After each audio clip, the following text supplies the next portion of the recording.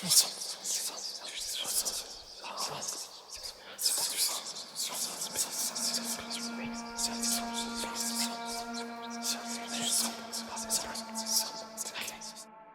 we are on our way home. Indiana is behind us, and we're passing through Ohio right now. And we had one crazy weekend. We started it off at Randolph County Infirmary, and we filmed all Saturday. We filmed a portion of Sunday, and that was amazing. Yeah. I mean, between all the experiences that the cast had and the crew had, I know yours is probably one of my favorites. The eyes? Yeah. Yeah, the eyes were pretty cool. That actually did freak me out. I was shooting down this long hallway, and at the end of the hall, there was a set of stairs, but it was like a doorway, and then the stairs were on the other side.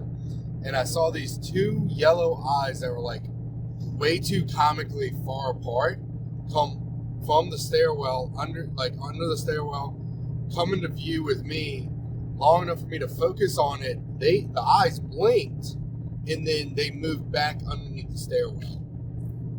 Personally, I've never had that happen before.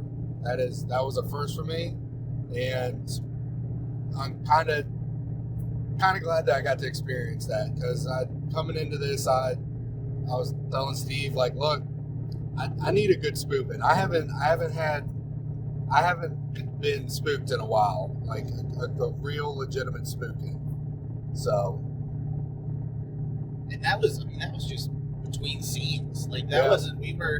We were in the midst of setting up and moving to the next spot to do some more investigating, and you guys just ran downstairs. You had 15 minutes. Yeah, just a few minutes. I grabbed the camera and then we just ran downstairs to do just as little much of investigating as we could, because the entire time we're running around and making sure we stay on task and stay on track. So any little downtime we got, we tried to just, hey, where you going real quick? Oh, I'm headed upstairs. All right, cool, I'm coming. Just break off for a few minutes. Yeah. And I know,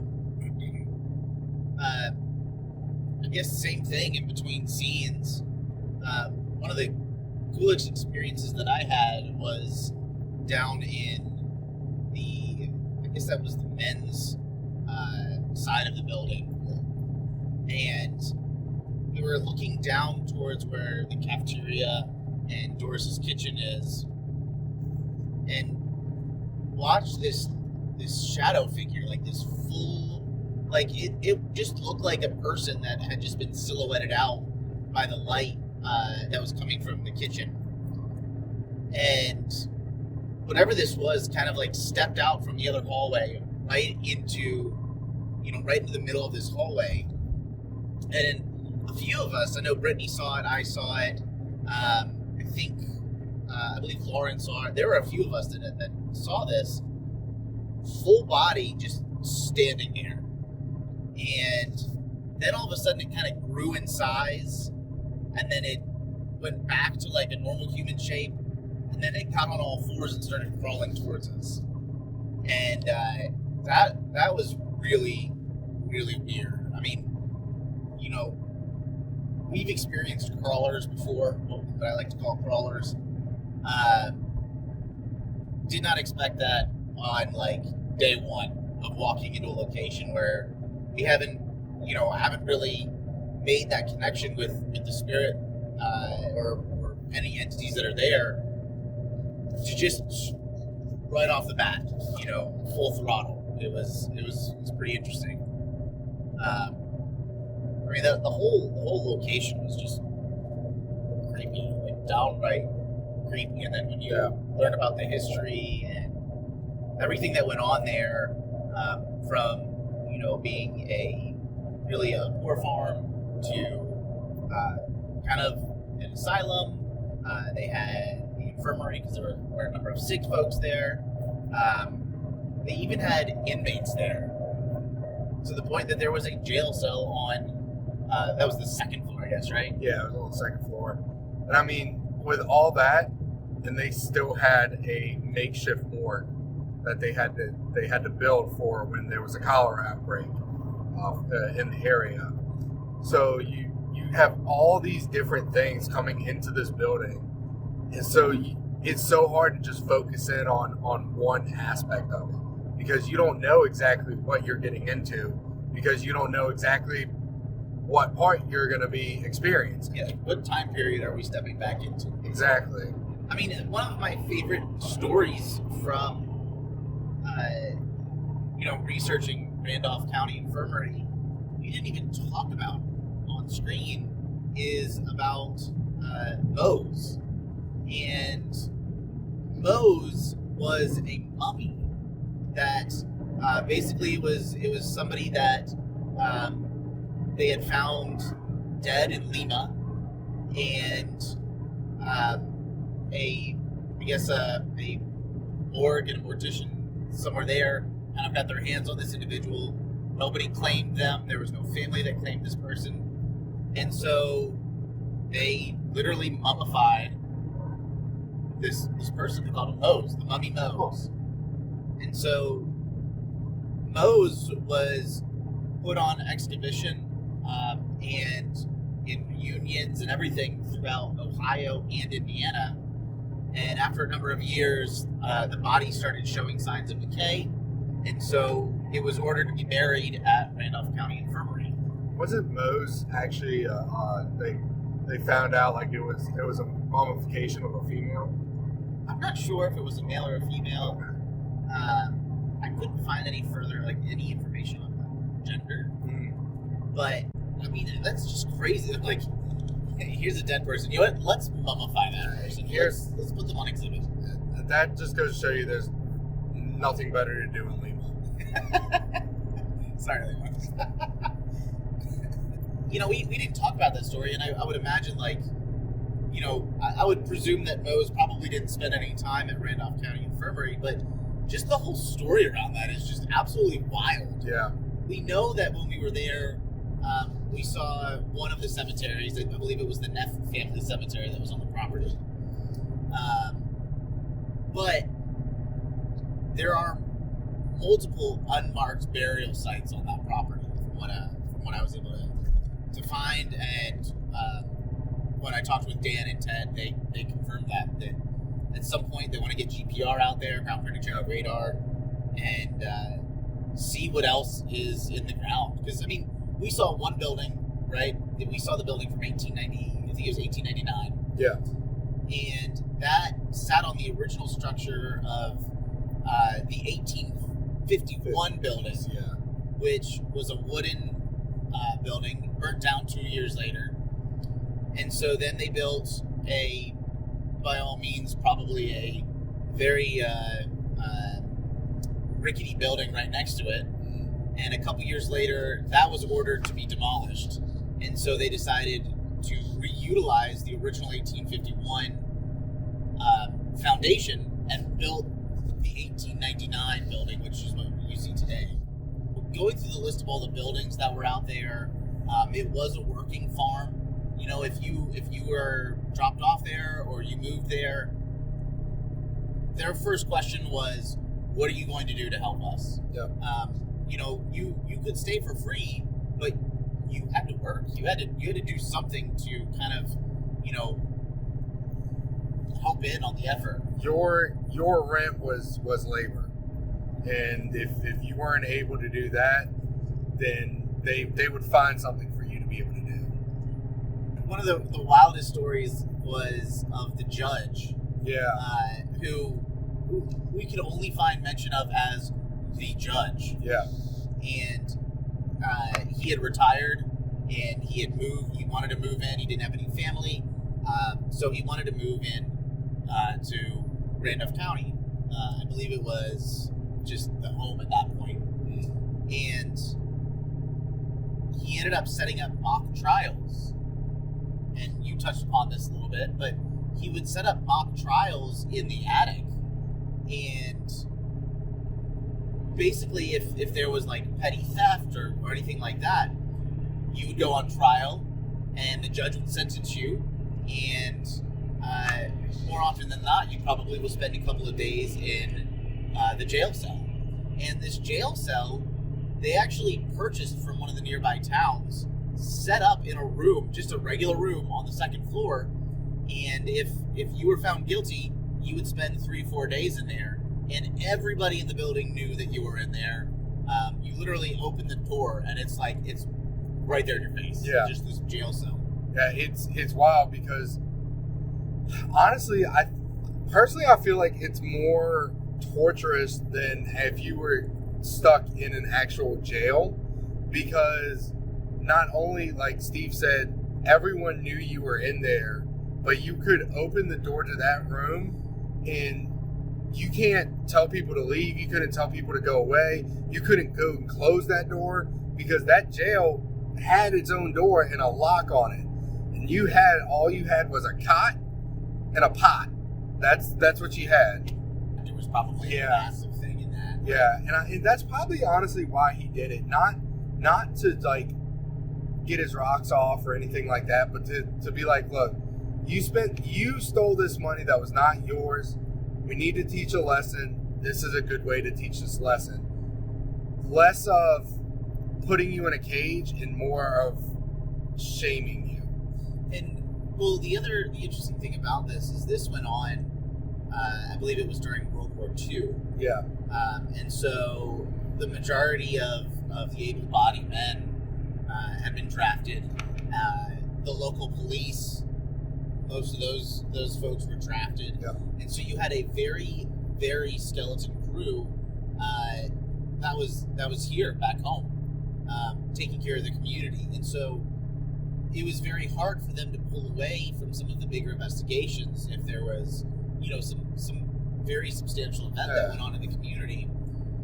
That things like just theft, small things would kind of just go, I guess, not necessarily unnoticed, but swept under the rug. Yeah, there wasn't any time to really.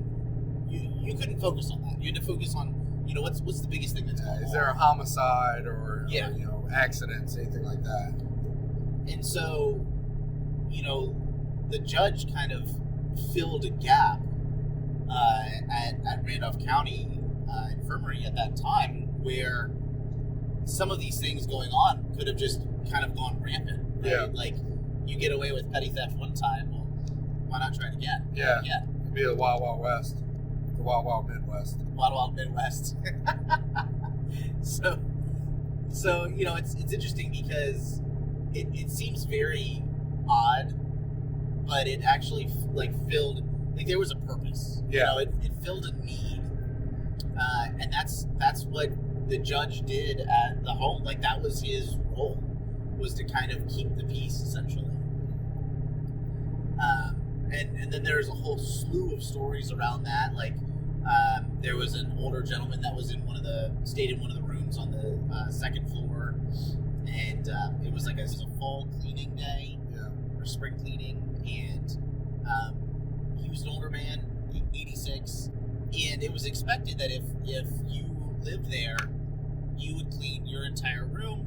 There would be some massive cleaning on those days, and you were responsible for your window as well, inside and out.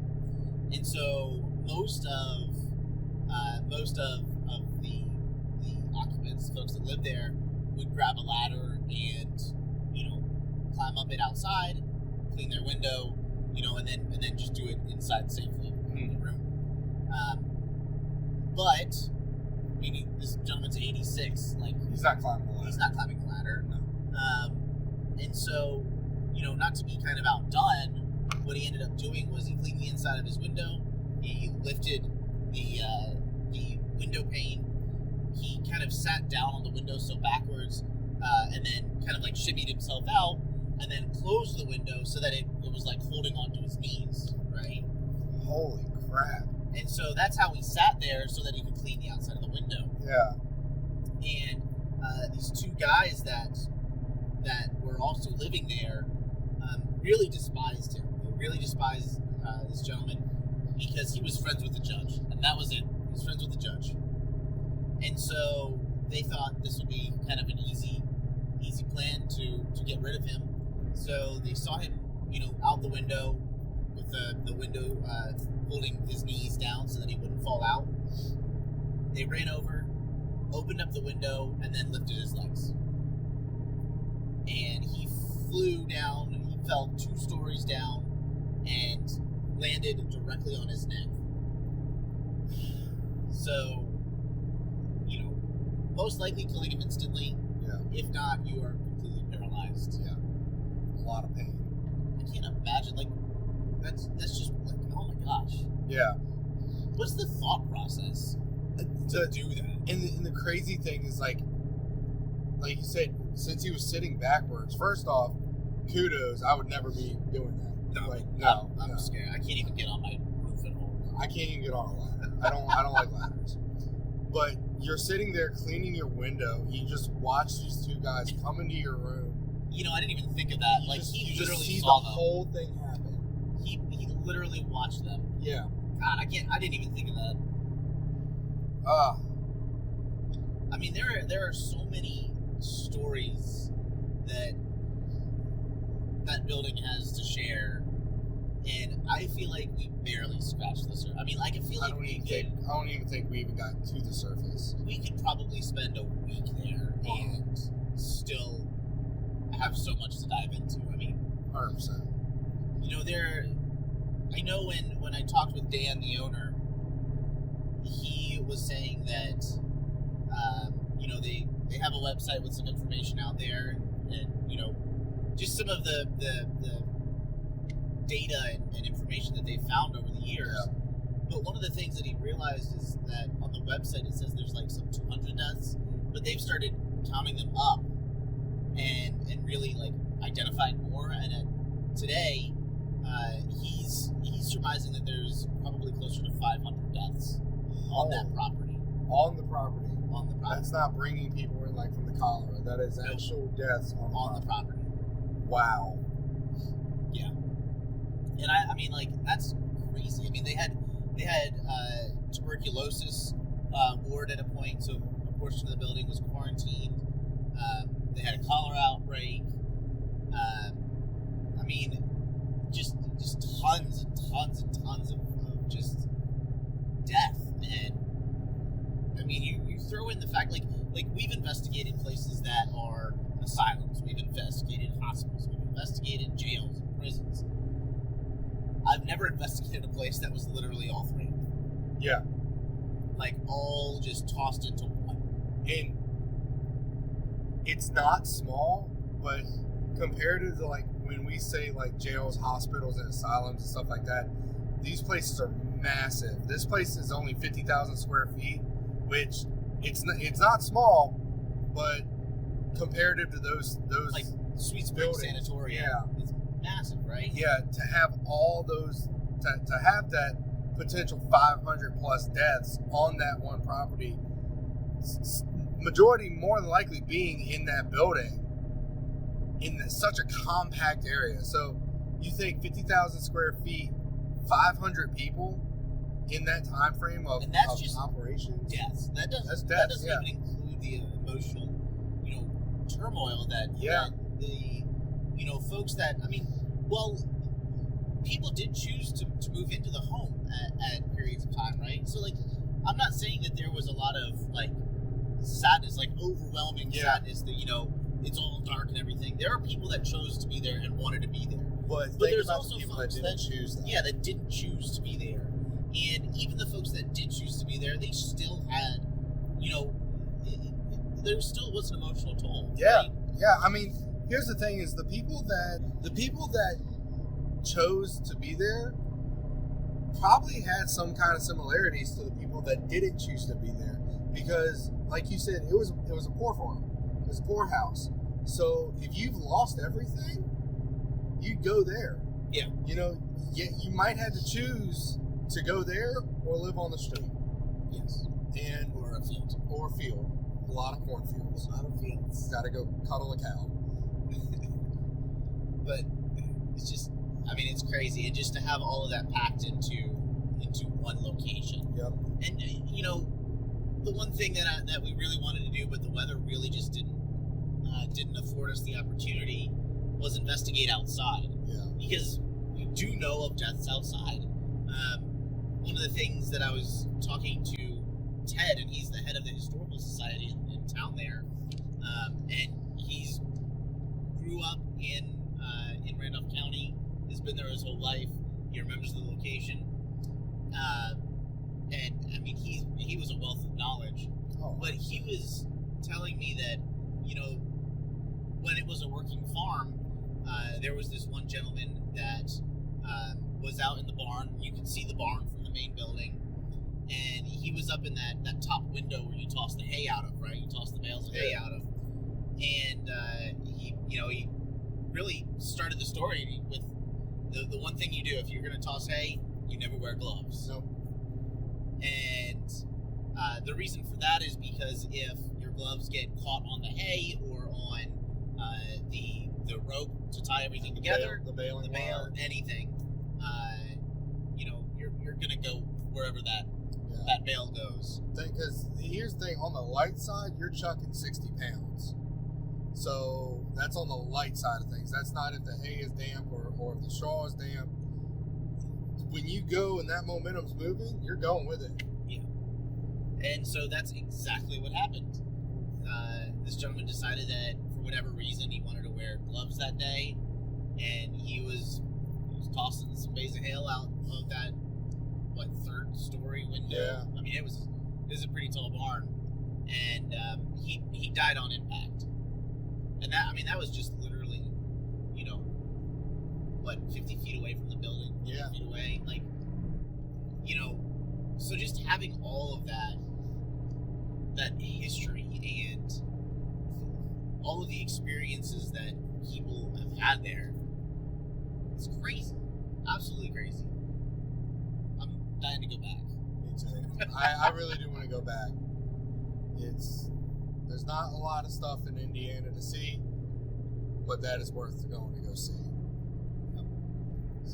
So we got to investigate Saturday night. We wrapped up there Sunday. Absolutely amazing location. You walk in there and you can feel it. And if you can't feel it, you may see it because, I saw things, you saw things, most of the cast and crew saw things. A few of us got, touched. Yep. A couple of the cast members got touched. A couple of the crew members got touched. So it's just wild. And before we wrap up, there was another spot that we really didn't go into, and that was the super. And when I use this term, I don't mean it in a spiritual way. I mean it in an actual lighting way. Super dark attic space. Like, you come up the steps and there's the attic, and it's already dark, but this room off to the right. Oh yeah, I went in there for a minute. It's void of all light, and both times that I went in there, I got a little bit of a headache and I got a little bit of vertigo, and I was like, man, this would be a really good spot to do, an isolation kind of session, or just an EVP session, something like that. But unfortunately, with time and structure, we weren't able to get in there. Actually, we got a little bit of an EVP session in there. Oh, you did? Mm-hmm. Ooh.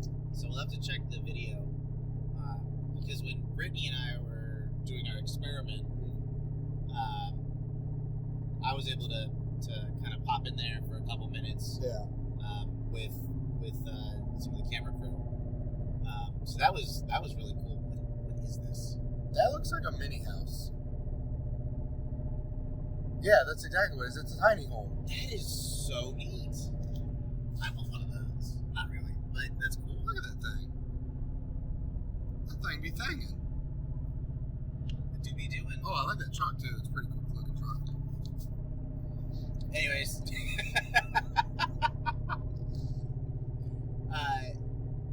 Yeah, so I got to spend a couple minutes in there and check that out. Yeah. But there's so many rooms. There's no way you get in there for one night you're gonna have enough time to hit everything. No. I guess if you just literally walked into each room and then walked back out, maybe. But to actually do it justice, personally, I still don't think you could. And in one night, I really don't think you could. You Just doing like a walk-in, walk-out, could not do it. You need at least a weekend. Yeah. And that's at the minimum. Absolute bare minimum. Yeah.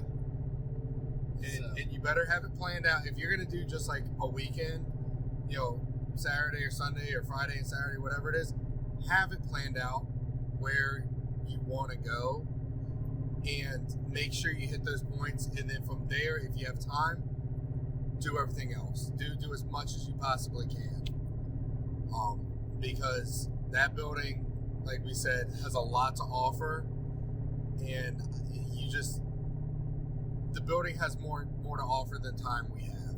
So it was cool, and the really nice thing was Dan and Lydia and everybody that's up there have done a phenomenal job of restoring the property.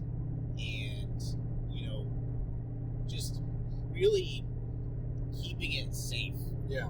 I mean, I will tell you, I mean, we've been to tons of places where unfortunately there's been water damage, like, roofs are leaking and whatnot. That is such a massive killer to some of these locations. You get water into them, it's just bad. And it's a battle because, like, the location that we go to and the money they're trying to raise to make these repairs, it is a constant battle because when they fix one spot, they patch one part of the roof, another one starts. But I will say, when I walked up into the attic, I did not expect it to be bone dry. Yeah. And I was very impressed to see that building bone dry. I didn't see any mold. Nope. I mean, I didn't see Mildew, no mildew, nothing. no standing water. And honestly, what got like me, and when it really dawned on me that, oh my gosh, like this place is actually like maintained very well, was when we were complaining about sunlight, like natural light, and Dan, the owner, walks over and goes, oh, well, let me just pull the blinds down. The rooms had curtains. The rooms had blinds. You could pull down the blinds. It's like, I don't even have those at home. No, I don't. That's actually the truth. Like, a couple of my rooms do not have blinds. I have curtains. And my dining room is just white mesh curtains. It's just straight sun all the time. But yeah, I mean, they have done a great job keeping that place up. And Dan and everybody that was up there, they were so welcoming. Like, yeah. We got in there and they're just, do whatever. They had some beds upstairs we could have slept in and everything, man. Between that, I mean, that was the cool thing too, is Dan was so laid back, and that whole crew was so laid back that you didn't feel like if you touched something that you were doing something wrong. They welcomed you like they were welcoming you into their home, and that meant a lot. That meant a lot. It was cool, and it was really a great opportunity because we worked with a lot of different folks, a lot of new folks this episode, and we got to work with Patty Negri, which was amazing. Yeah. She's an amazing woman. She was great, and I'm pretty sure saved both of us. Yeah.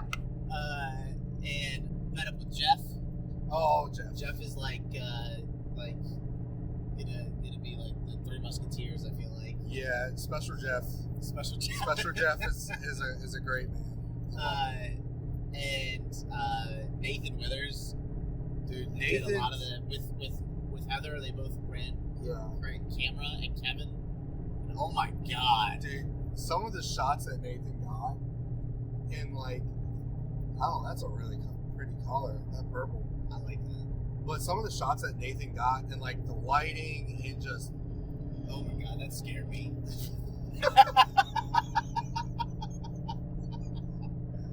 Oh, got the crackle tune.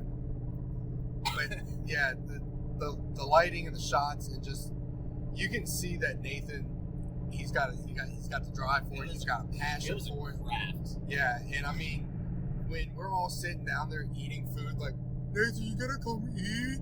He's like, nope, I'm working. We're like, Okay. Yeah, he was busting. He was busting tail, man. And it's funny because he comes from his show, My Paranormal Experience, right? And he's not the cameraman on his show. Like, and I'm just like sitting there. I'm like, wow, like this is amazing. Yeah. And that was cool. You know, we had Crescent Green soaps, and they were phenomenal. I've got my Angie, my dill soap bomb in the back. Your dill ball. Yes. Jonas came Yeah, up. Jonas from Ghost Hunters Equipment. And Ghost Augustine. Yep, Ghost Augustine. He runs Ghost Augustine. Paraforce. That's the brand. Yep, that's so, what's really cool is I've known Jonas for a little bit. He's been a huge sponsor of the Ghost Finders. He actually donated some equipment to the Hanover Tavern Paracon this last year that you beat me out in. Yep, I want it. But it was phenomenal to work with Jonas and to finally meet him in person. We met